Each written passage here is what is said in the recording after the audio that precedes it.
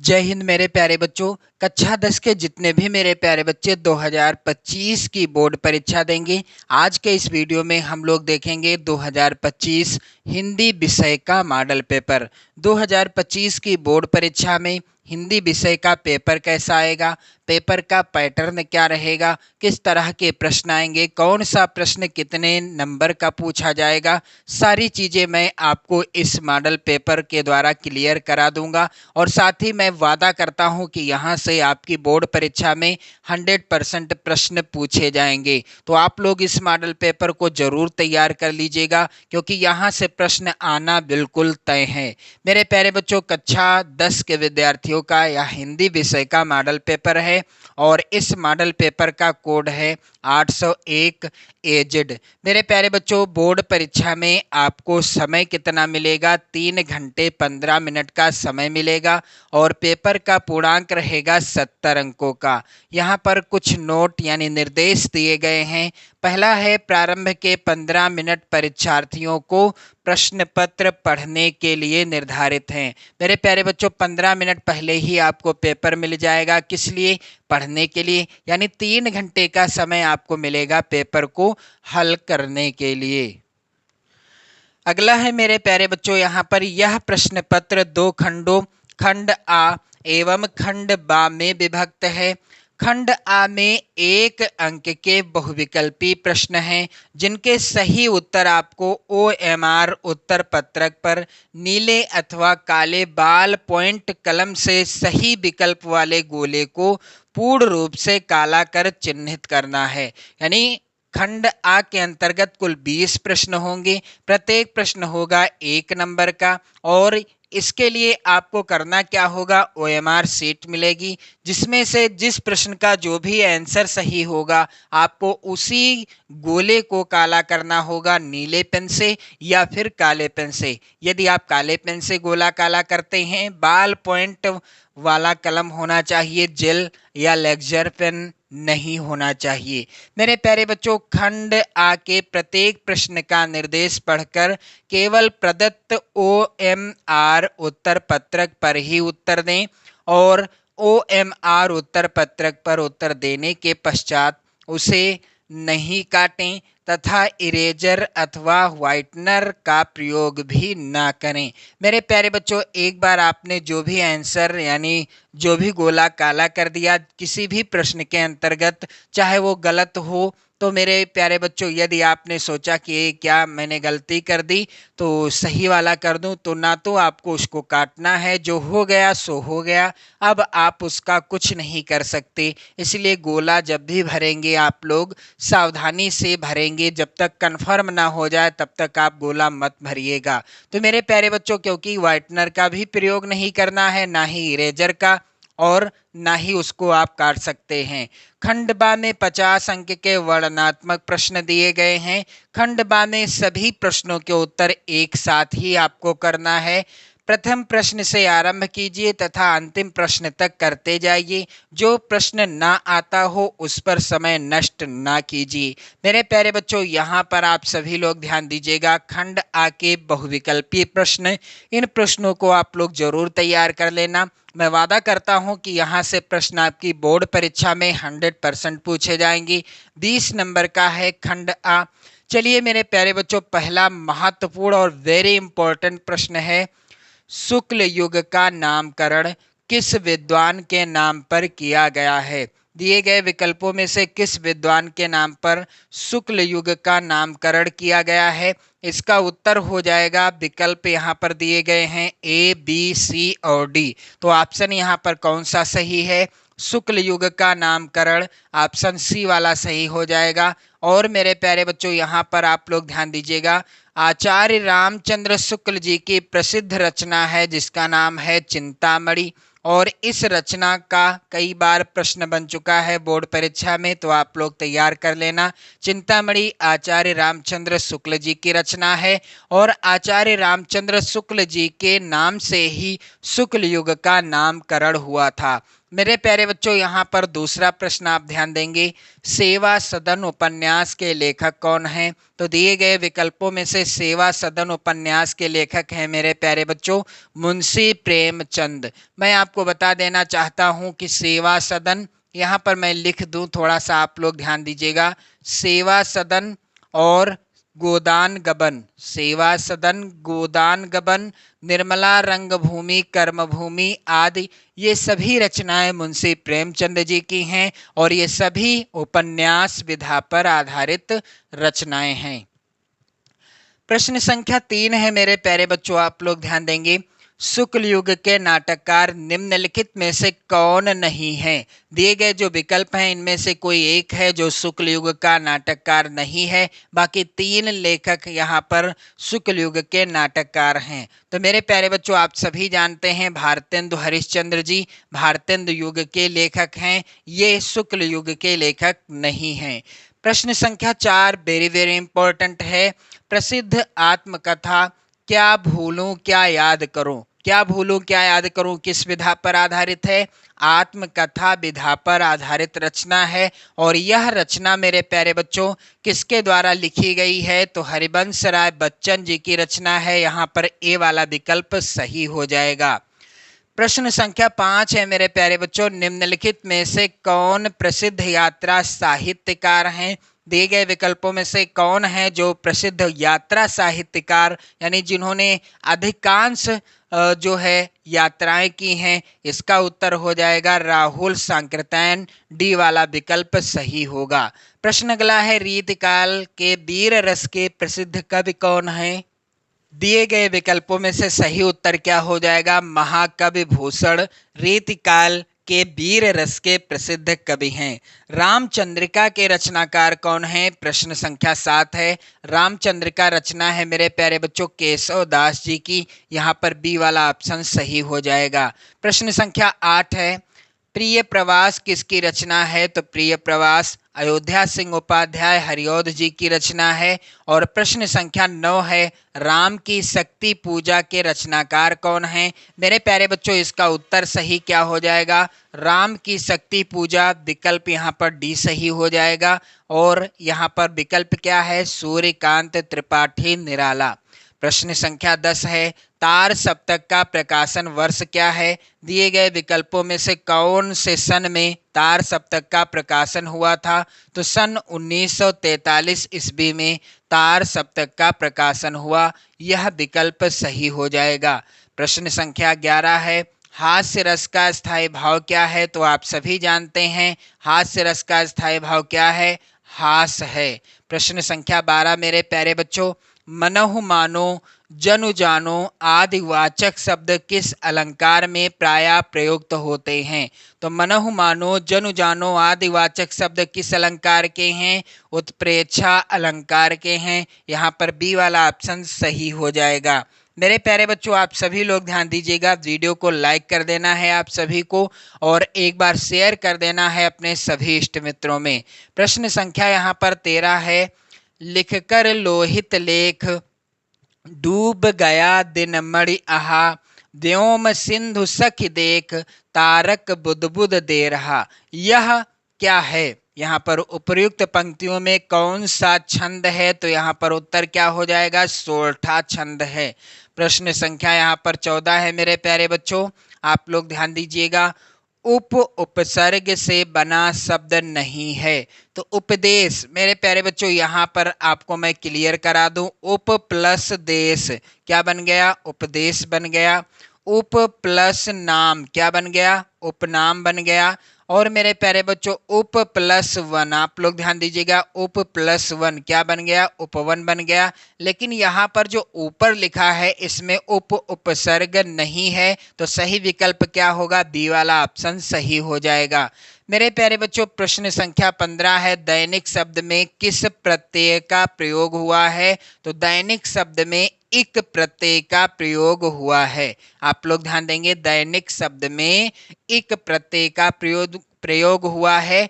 प्रश्न यहाँ पर 16 है, त्रिवेणी में कौन सा समास है? तो मैंने आपको बताया था जिस समास का पहला पद संख्यावाची हो और बाकी किसी समूह या समाहार का बोध कराए वहां पर होता है द्विगु समास। अब त्रिवेणी यहाँ पर पहला पद क्या है? त्रि अर्थात तीन, संख्यावाची है, इसलिए यहाँ पर आप लोग ध्यान दीजिएगा द्विगु समास है। प्रश्न संख्या 17 है, निम्नलिखित में से गंगा का पर्यायवाची नहीं है। तीन विकल्प गंगा के पर्यायवाची हैं, एक विकल्प ऐसा है जो गंगा का पर्यायवाची नहीं है, तो उत्तर क्या हो जाएगा यहाँ पर मेरे प्यारे बच्चों? कालिंदी, पहला ही विकल्प सही होगा।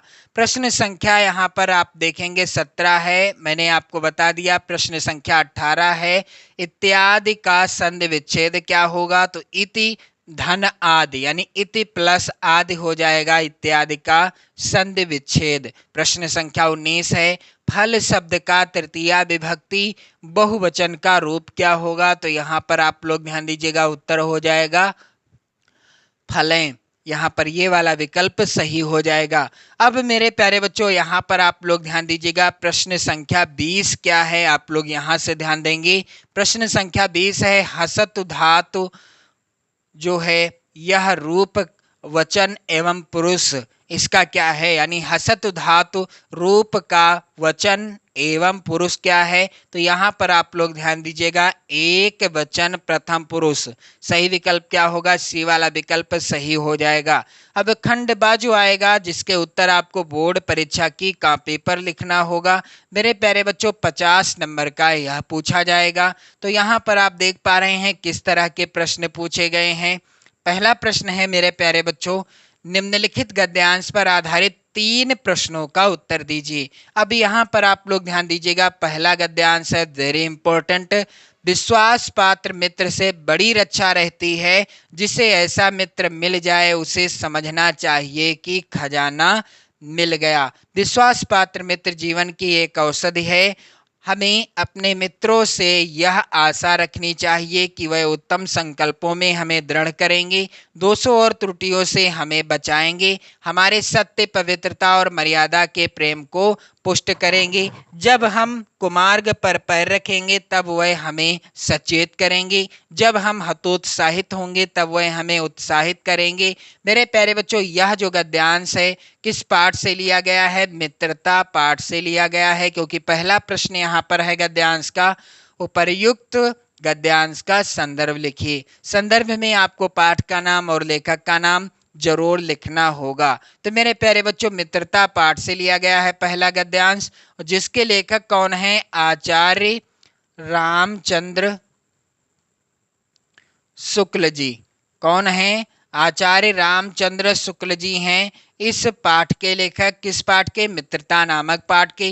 फिर दूसरा प्रश्न, गद्यांश के रेखांकित अंश की व्याख्या। तो जो रेखांकित अंश होगा सिर्फ उसी की व्याख्या करना है। फिर लेखक ने विश्वास पात्र मित्र की तुलना किससे और क्यों की है? तो इस तरह के प्रश्न का उत्तर गद्यांश में ही मिल जाएगा। यहाँ पर अथवा में भी गद्यांश है, चाहे तो आप इस गद्यांश के प्रश्नों को सॉल्व करें या फिर अथवा वाले गद्यांश के प्रश्नों को सॉल्व कर सकते हैं। तो यहाँ पर दूसरा वाला है गद्यांश। दूसरी बात जो इस संबंध में विचारणीय है वह यह है कि संस्कृति अथवा सामूहिक चेतना ही हमारे देश का प्राण है। मेरे प्यारे बच्चों यह गद्यांश किस पाठ से लिया गया है?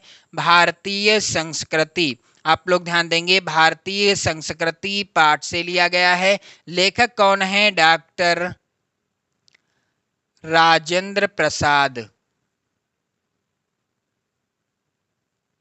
कौन है लेखक? भारतीय संस्कृति नामक पाठ के डॉक्टर राजेंद्र प्रसाद जी। प्रश्न संख्या 2 है, निम्नलिखित में से किन्हीं या किसी एक पद्यांश पर आधारित सभी प्रश्नों का उत्तर दीजिए। पहला पद्यांश यहाँ पर है, आप लोग ध्यान देंगे, और प्रश्न पूछा जाएगा कितने नंबर का? 6 नंबर का, क्योंकि पद्यांश पर आधारित 3 प्रश्न होंगे, प्रत्येक प्रश्न 2 नंबर का होगा। इस तरह से कुल 6 नंबर का प्रश्न आएगा। तो यहाँ पर पद्यांश भी महत्वपूर्ण है आपकी बोर्ड परीक्षा के लिए।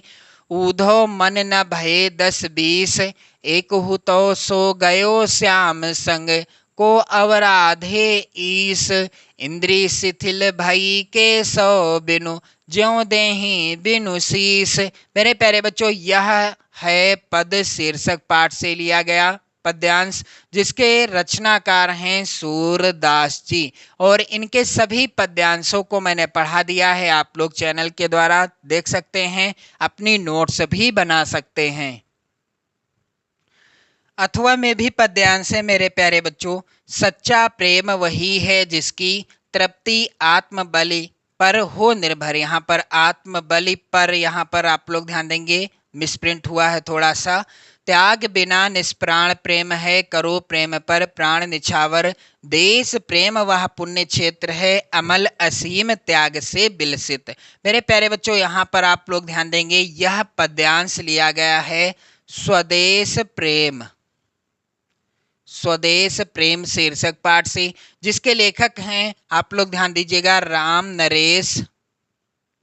राम नरेश त्रिपाठी जी। तो आपको कोई एक पद्यांश के नीचे दिए गए 3 प्रश्नों को हल करना होगा। कुल 6 नंबर आपको मिल जाएंगे यहाँ से। मेरे प्यारे बच्चों, प्रश्न संख्या 3 है, निम्नलिखित में से किसी एक संस्कृत गद्यांश का संदर्भ सहित हिंदी में अनुवाद कीजिए। 5 नंबर का प्रश्न आएगा, और यहाँ पर महत्वपूर्ण गद्यांश है वाराणसी सुविख्याता प्राचीना नगरी।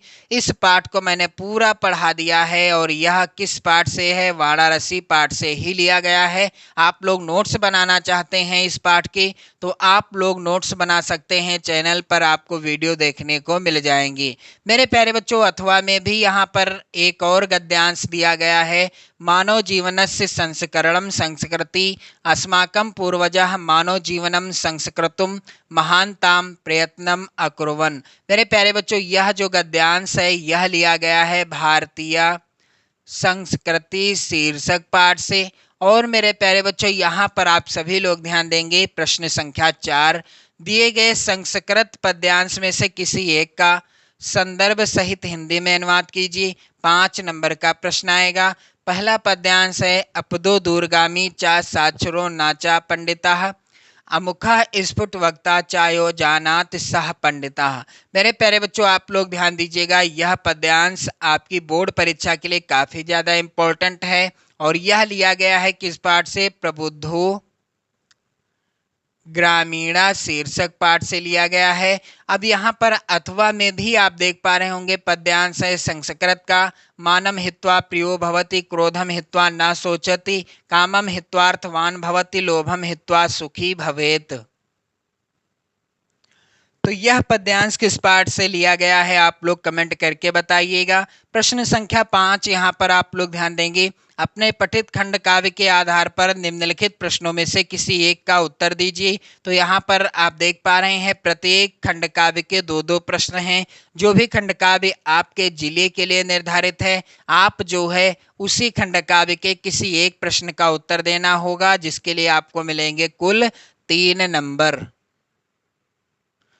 यहाँ पर आप देख सकते हो प्रत्येक खंड काव्य के 2-2 प्रश्न हैं। अब प्रश्न संख्या 6 का, जो कि इस प्रकार से आएगा, दिए गए लेखकों में से किसी एक लेखक का जीवन परिचय लिखते हुए उनकी प्रमुख रचना का उल्लेख कीजिए। तो किसी एक लेखक का जीवन परिचय और संबंधित लेखक की रचना का नाम लिखना होगा, जिसके लिए आपको 5 नंबर मिलेंगे। मैं वादा करता हूं कि आचार्य रामचंद्र शुक्ल, जयशंकर प्रसाद और डॉक्टर राजेंद्र प्रसाद, इन 3 लेखकों में से जीवन परिचय 100% पूछा जाएगा। मेरे प्यारे बच्चों, प्रश्न संख्या यहाँ पर आप देख पा रहे हैं 6 का है, दिए गए कवियों में से किसी एक कवि का जीवन परिचय देते हुए उनकी एक प्रमुख रचना का उल्लेख कीजिए। तो यहाँ पर जो दिए गए हैं कवियों के नाम, महाकवि सूरदास, बिहारी लाल और महादेवी वर्मा। इन महत्वपूर्ण कवियों का जीवन परिचय आप लोग जरूर तैयार कर लेना। प्रश्न संख्या 7 है, अपनी पाठ्य पुस्तक में से कंठस्थ कोई एक श्लोक लिखिए जो इस प्रश्न पत्र में ना आया हो। तो यह प्रश्न भी आया है, कितने नंबर का? 2 नंबर का। प्रश्न संख्या 8 है, निम्नलिखित प्रश्नों में से किन्हीं 2 प्रश्नों का उत्तर संस्कृत में दीजिए। तो यह प्रश्न भी 2 नंबर का पूछा जाएगा। और साथ ही साथ मेरे प्यारे बच्चों, आप देख सकते हैं इन महत्वपूर्ण प्रश्नों को आप लोग जरूर तैयार कर लेना। ये प्रश्न महत्वपूर्ण हैं आपकी बोर्ड परीक्षा के लिए। प्रश्न संख्या 9 है, निम्नलिखित में से किसी एक विषय पर निबंध लिखिए। बेरोजगारी की समस्या और समाधान, विज्ञान अभिशाप या वरदान, जल है तो कल है, प्रदूषण की समस्या और समाधान। ये दोनों निबंध वेरी इंपॉर्टेंट हैं, आप लोग इन दोनों को जरूर तैयार कर लेना। साथ ही मेरे प्यारे बच्चों, प्रश्न आप देख पा रहे हैं कितने नंबर का आया है, 7 नंबर का पूछा गया है।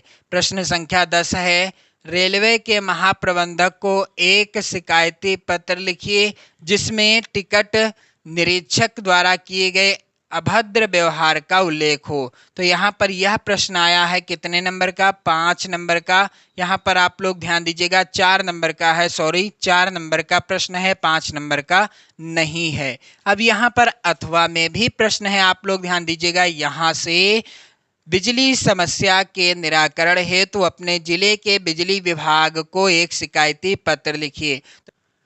तो मेरे प्यारे बच्चों, मैंने आपको बता दिया कि हिंदी विषय का मॉडल पेपर के द्वारा बताया है कि 2025 की बोर्ड परीक्षा में हिंदी विषय का पेपर कैसा आएगा। आप लोग जो है चैनल को सब्सक्राइब कर लीजिएगा और वीडियो को लाइक शेयर जरूर कर दीजिएगा। मेरे प्यारे बच्चों, आप सभी लोग इस मॉडल पेपर को भी तैयार कर लीजिएगा, ये मेरी रिक्वेस्ट है, क्योंकि यहाँ पर दिए गए प्रश्न आपकी बोर्ड परीक्षा 2025 में पक्का पूछे जाएंगे। तो मेरे प्यारे बच्चों, आप सभी लोग पढ़ते रहें, मस्त रहें, स्वस्थ रहें।